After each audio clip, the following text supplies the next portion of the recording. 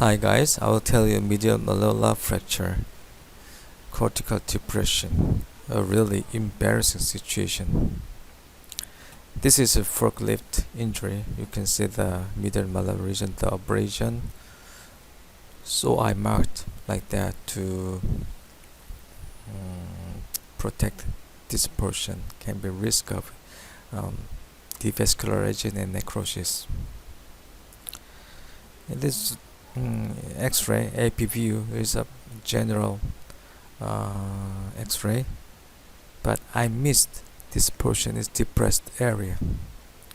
This is CT scan. There is also small fragment, but over there the skin is not good. So I decide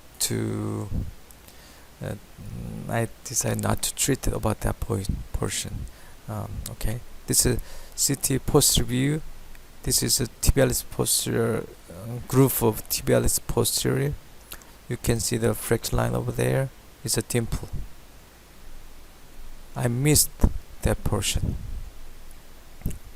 Also, you can see this area.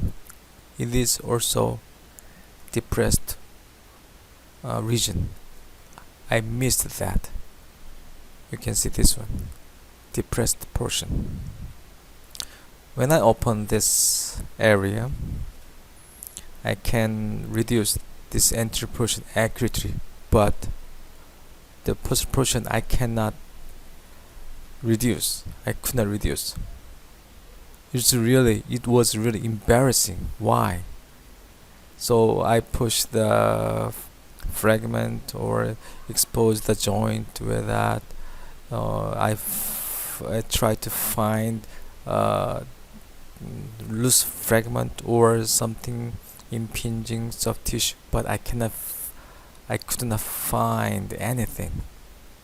Finally, I checked the X-ray and CT. Oh, it is depressed portion. You can achieve accurate reduction anterior portion, but if you do not recognize about the depressed bone when you try to reduce that portion, you face a really embarrassing situation and you can waste time to reduce, because it is impossible to reduce accurately the posterior portion because depressed one. There might be a situation why the reduction is not possible and confused. I did.